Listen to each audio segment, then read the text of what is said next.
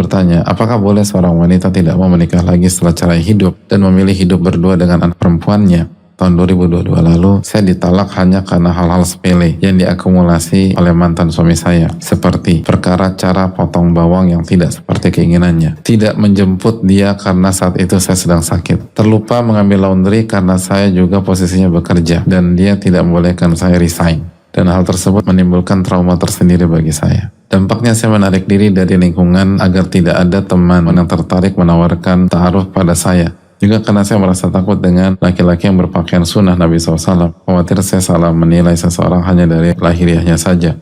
Namun di sisi lain saya merasa rindu. Baik rindu berada di lingkungan seperti itu, maupun rindu untuk kembali menggenapkan separuh agama. Karena saya paham zaman ini banyak terjadi fitnah di kalangan wanita dan laki-laki single. Apa yang harus saya lakukan agar tidak ada lagi ketakutan dalam diri saya? Dan agar saya tidak suudzon kepada mereka yang bisa jadi benar-benar mengamalkan ilmu, bukan hanya sekadar menerapkannya dari penampilan saja.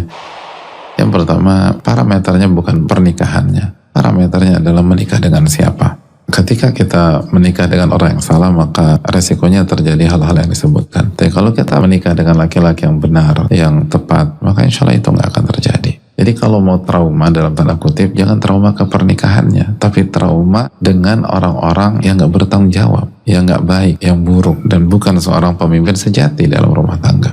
Yang kedua, kita hidup antara ifrat wa tafrid, antara dua kutub. Dalam konteks ini, tidak paranoid dan tidak suudzon kepada orang-orang yang penampilannya baik dan berusaha mengamalkan sunnah Nabi SAW, tapi juga tidak sebaliknya, menggampangkan, polos, dan menganggap semua orang yang mengklaim itu baik dan benar. Tidak. Selalu bersikap di tengah-tengah. Kalau di zaman Nabi SAW dan di kota Madinah ada orang-orang munafik, mungkinkah pada hari ini lingkungan itu steril dari orang-orang yang ternyata oknum? Tak mungkin. Jadi kita harus moderat lah, harus hati-hati, harus cek, sehingga ke depan kita bisa kembali melangkah dalam pernikahan dan cari yang tepat.